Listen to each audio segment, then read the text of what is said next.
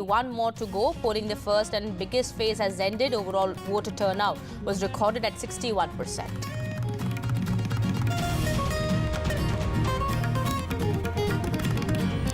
Polling was also witnessed in Manipur today after months of ethnic strife. Reports of sporadic violence with firing near a polling booth reported and reports of EVMs also being vandalized. In Nagaland, 6 districts barely vote over a separate territory demand.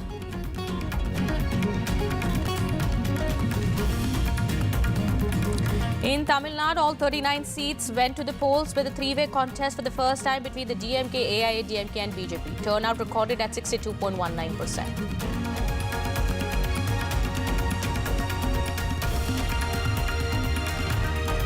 Union Home Minister Amit Shah filed his nomination in Gandhinagar today. He tells NDTV the BJP will have their best showing in the south and will win several seats in Tamil Nadu.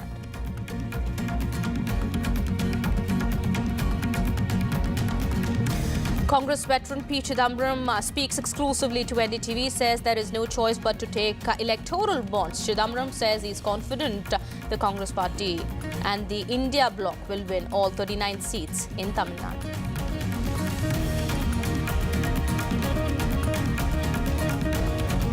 Air India cancels Dubai flights due to operational disruptions. Air India says they are accommodating passengers on flights. Customers booked on Air India flights with valid tickets for travel till 21st April will be offered a one-time waiver.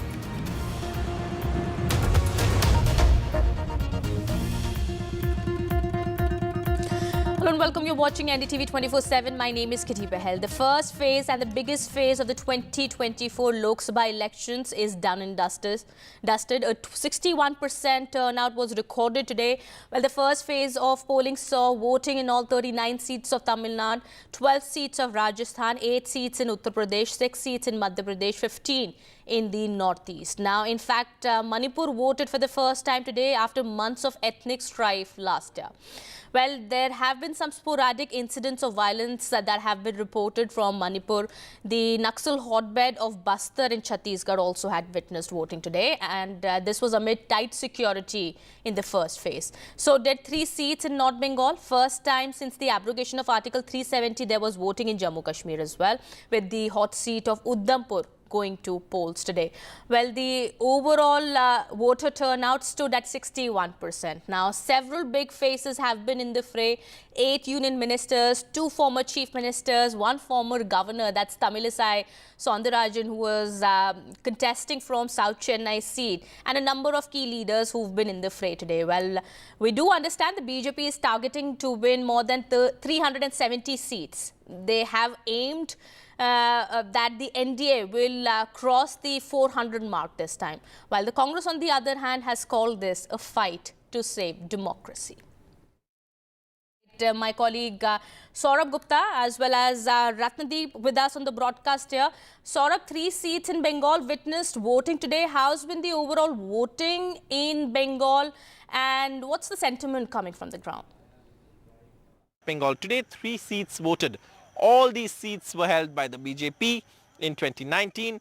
They have MPs in the names of Nishit Pramanik, John Barla and also the Jalpaiguri MP.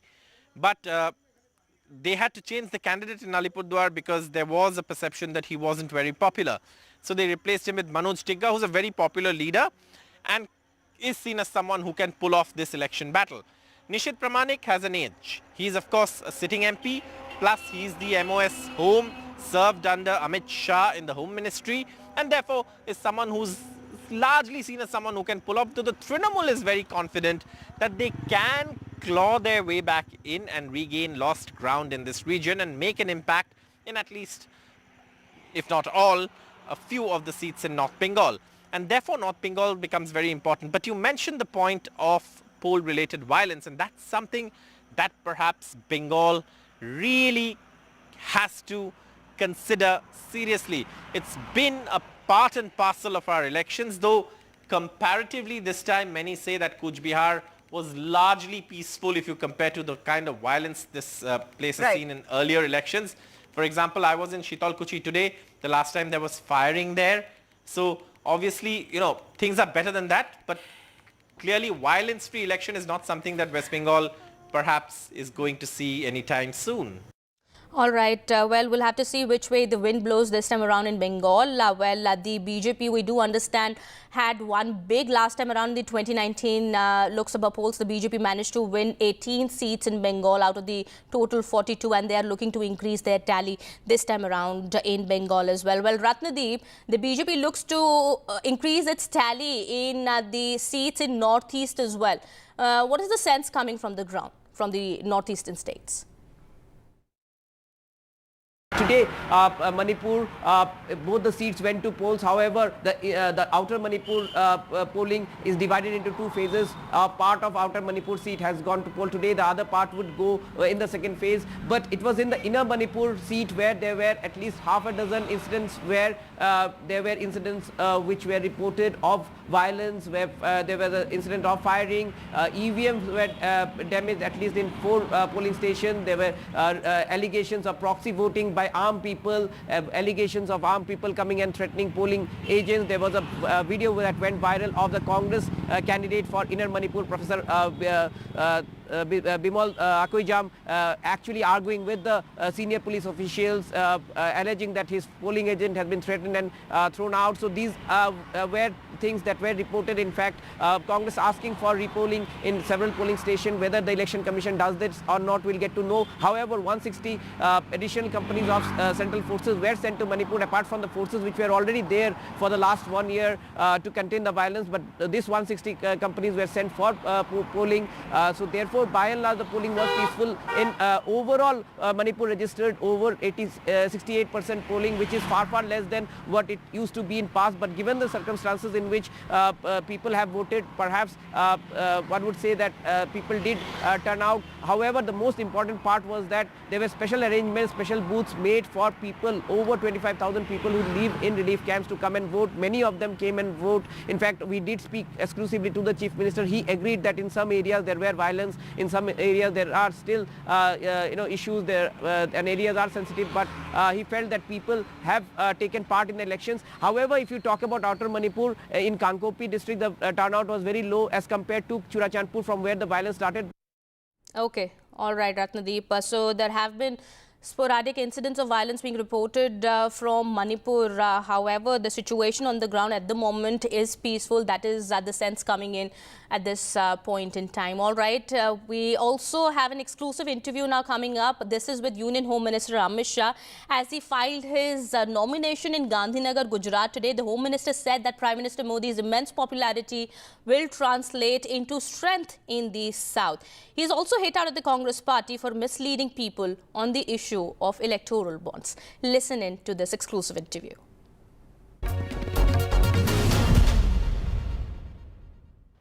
Amit भाई, EVM tampering और electoral bonds को जो extortion bonds कहा जा रहा है, इस दो क्रिटिसिज्म को आप किस तरह देखते हैं? देखिए, इनकी पार्टी ने बॉन्ड कितना लिया है, तो वो भी एक्सटॉर्शन है क्या? जहां उनकी राज्य सरकार थी, वहां से उनको बॉन्ड के माध्यम से डोनेशन मिले. एक बार राहुल गांधी देश की जनता को बोले कि हाँ, हम भी एक्सटॉर्शन करते हैं, और सांसदों के अनुपात में हमसे ज्यादा डोनेशन उनको मिला है. अगर सांसदों के अनुपात में ये मिले हुए डोनेशन को करे तो कांग्रेस को 9,000 करोड़ मिला है, भाजपा को 6600 करोड़ मिला है.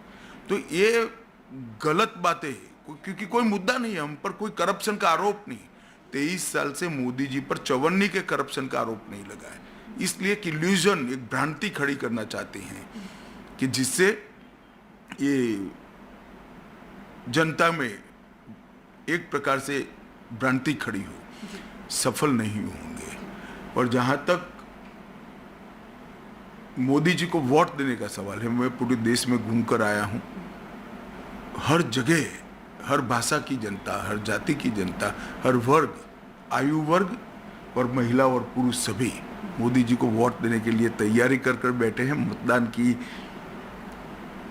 दिन की राह देख रहे हैं. आज मैंने भी गांधीनगर से अपना पर्चा डाला है. मैं गांधीनगर की जनता को और देश भर की जनता को करबद्ध विनंती करता हूं कि मोदी जी को तीसरी बार बनाइए, प्रधानमंत्री बनाइए. मोदी जी इस देश को दुनिया में सर्वोच्च स्थान पर पहुंचाने के लिए कटिबद्ध है और ये होकर रहेगा. All right. Well, that was the exclusive interview with the Union Home Minister. Prime Minister Modi also has tweeted just a while back. He's thanked the voters for coming out in large numbers and exercising their franchise today. Well, with that, it's time for a short break here. More news and updates will come up on the other side. Stay tuned.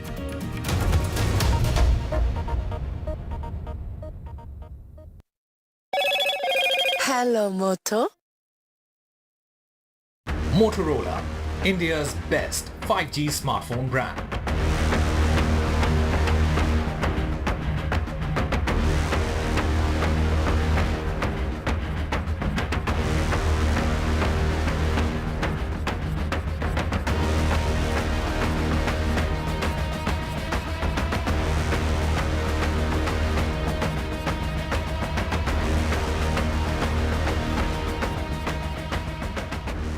This show isn't just about news from the southern states. It's one that looks at the rest of India and the world from a diverse South India point of view, because NDTV has always taken the southern view seriously.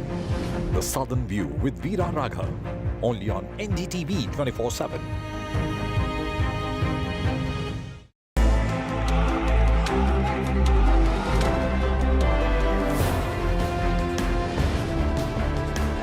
The biggest carnival of democracy, India's general election.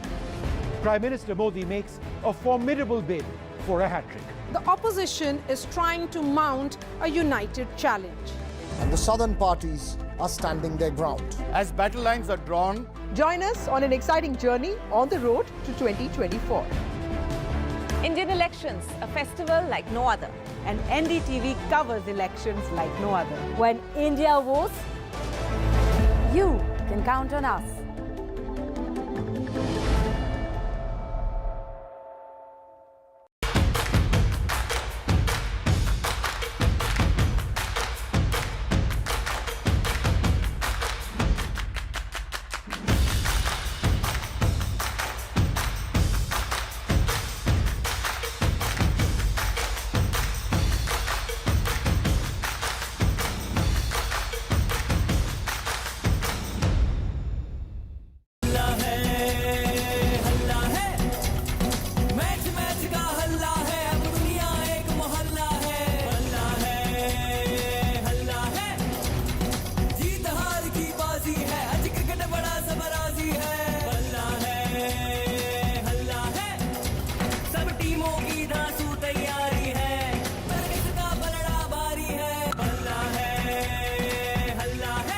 IPL का हल्ला बल्ला और सबसे शानदार coverage सिर्फ NDTV पर।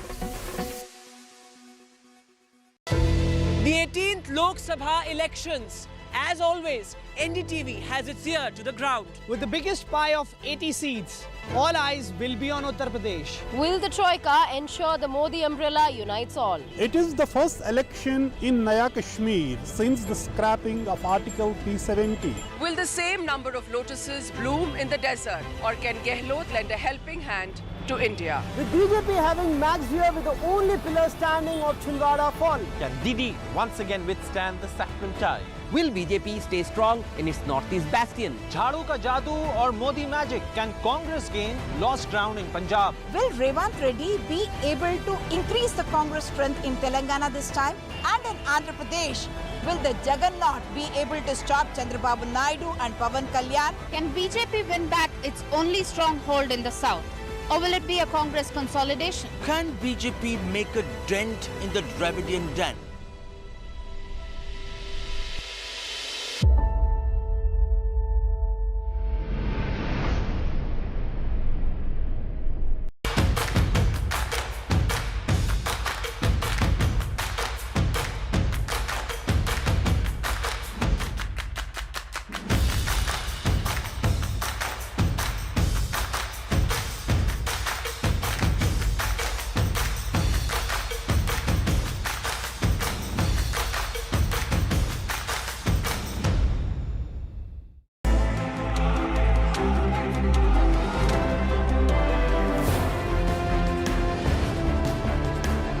The biggest carnival of democracy, India's general election. Prime Minister Modi makes a formidable bid for a hat-trick. The opposition is trying to mount a united challenge. And the southern parties are standing their ground. As battle lines are drawn, Join us on an exciting journey on the road to 2024. Indian elections, a festival like no other. And NDTV covers elections like no other. When India votes, you can count on us.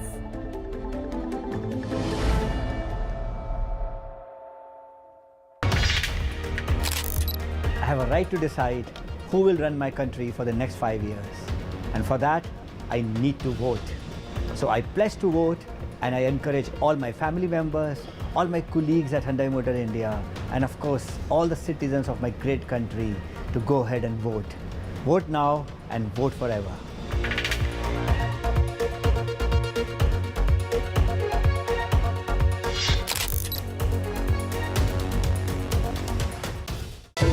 The 18th Lok Sabha elections.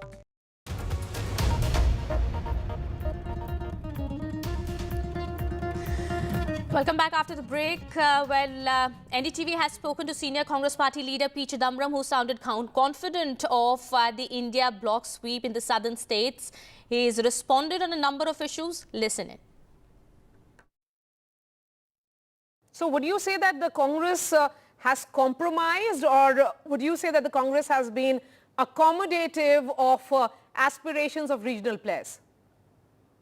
Congress has recognized the reality of the ground situation. As I said, there are X number of states where the Congress is the dominant party. In fact, it is the only party which is opposing the BJP. In other states, there is a regional party which is a bigger player. We acknowledge that reality and allow the bigger player to take the lead. I have said this in several columns and several interviews over the last 12 months. Mr. Chidambaram, the issue of electoral bonds has been brought up prominently by the Congress party over and over again. Amit Shah today said, and I've got a quote from him, in fact, this was in an interview to NDTV, he says, their parties, in other words, opposition parties, have also received donations through bonds. Is that extortion as well? Rahul Gandhi must tell people, yes, we have also extorted. And the donation that they have received in proportion to the number of MPs is more than what we got, is what Amit Shah says. How would you respond? This is the problem. You draw these false comparisons. Firstly, the Congress is not in power in the center. It has not been in power for 10 years. Therefore, we cannot extort any money from anyone on the basis of that we will do your favors, or this is a repayment for past favors or advance payment for future favors. So there is no comparison at all. This comparison is completely odious, number one. Number two, we are a political party.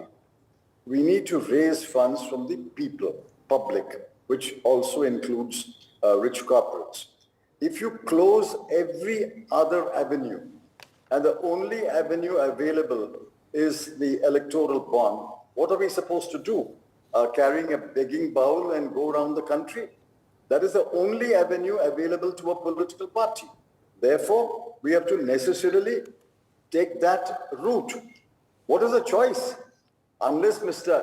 Amit Shah says, we alone can extort, all of you beg. Well, even as the Congress party has been launching scathing attacks on the BJP over the issue of electoral bonds, Mr. P. Chidambaram here in that interview has said that there has been no choice with the Congress party but to accept those bonds. All right, now speaking exclusively on NDTV, BJP leader and Rajasthan Minister Rajyavardhan Rathore took a jibe at the India bloc. He said that the India bloc has no vision or philosophy. He said people have seen the difference between a BJP government and Congress government in 4 months. Our philosophy is to put the nation first, while India bloc's policy has always been divide and rule. Listen in. Colonel Rathore, good to see you here on NDTV, but let me begin by asking you, 25 on 25, that was the scene in 2014 and 2019. Will 2024 be different? Not at all. We are going to do a hat trick of 25 out of 25. And I can tell you one of the primary reasons for that is the debacle of the Congress government, which was ruling the state just 4 months ago. So everything is very fresh in the minds of the electorate who have gone to cast vote today. The contrast between 4 months earlier in the Rajasthan state and the work done within 100 days now. So they do understand the big difference between a double engine government that is working and the Congress that was purely working for self-survival and personal interests. Colonel, the BJP dropped 10 sitting MPs. Some would suggest that there was a bit of a concern over there. Why? Because leaders like Rahul Kaswan, Prahlad Gunjal, some of them ended up joining the Congress party. Is this at all a factor for the BJP? Not really. BJP has always had its own strategy, and there's always opportunities given to various people from the BJP. Now, one needs to understand that anybody who's in this cadre-based party needs to be highly disciplined, and we have a philosophy of keeping the country first. So yes, there can be personal ambitions, there can be a few tears here and there for their personal ambition, but at the end of the day, it has to be the country first. It has to be the party's decision. It's not a family-driven political party. Hence, the interest of the nation comes first. And so therefore, anyone who sort of changes side, which by the way are very few on our side, there's a massive shift from leaders from Congress to BJP at all levels, at the highest senior most level to mid-level to level of parsheds, councillors. If I give you the example of my own Vidhan Sabha, which is Jotwada, we have the sitting MLA who has come to us. He was the minister who has come to us. We have number of councillors who have come to us. Literally, there is no Congress in Jotwada. All right, so the BJP looks to make a hat-trick this time around in Rajasthan. It had won all 25 out of 25 seats in Rajasthan, and that was Rajasthan Minister and senior BJP leader Rajyavardhan Rathore saying that the BJP will be successful this time as well. All right, now DMK MP A. Raja is contesting from Nilgiris in Tamil Nadu. It's a battle between political heavyweights. That's A. Raja and L. Murugan. He's spoken to NDTV and has said that there is an ideological war between the BJP and the DMK in Tamil Nadu. And Tamil Nadu is a state that cannot be compared with other regions. Listen into what he said. Well, joining us now, one of the most prominent faces in the politics of Tamil Nadu. He's been an MP on 5 occasions in the past. He's contesting again this time. The DMK is Mr. A. Raja. Thanks, sir, very much for being with us. Wonderful to speak to you. It's been an election campaign where the Prime Minister has personally visited Tamil Nadu 8 times. The BJP has not done well in Tamil Nadu in the past. They say that this time around they will win seats. How would you respond to that? No chance at all. No chance at all. How many times Prime Minister visited is immaterial to Tamil Nadu. Because it is an ideological war as coined by our Chief Minister. It is an ideological war between the DMK and BJP for which the Tamil Nadu will not permit saffron politics. But Mr. If we were to look at your own battle, I mean the battle that you are fighting in Nilgiris, of course you have been a 5-term MP as Vishnu pointed out. How do you look at your own battle in Nilgiris? The BJP has also fielded a candidate there. Is it a triangular battle or is it a bipolar contest between DMK and AIADMK? BJP, I think that, not I am exaggerating, chances are there that BJP will lose deposits. Okay, so that's a pretty big statement from you, sir. What I think some in the BJP would be suggesting is that there is a large chunk of swing voters in Tamil Nadu. And, people not necessarily, young voters, for example, who may not necessarily have made up their minds. They may be counting on that. Is that an important factor, Mr. Raja? No. That is artificial hype, astronomically done by the BJP, which is not true. Take it granted, most of the places, BJP will not get deposits. But Mr. Raja, if I were to put this as nobody gave BJP a chance in 2019, and then we saw how their Look East policy, which was formulated in 2017, post the assembly victory in Uttar Pradesh, actually yielded results in Bengal. The BJP won 18 seats. What makes you think that Tamil Nadu, which has got the kind of focus of the spotlight from the Prime Minister himself, will not be Bengal of 2019? No chance. No. You cannot compare Tamil Nadu with any other northern states. Tamil Nadu politics is separate. You can see, yes, we need development. Yes, we need some schemes. That does not mean the Tamil Nadu people vote for central government, which is ideologically opposite side.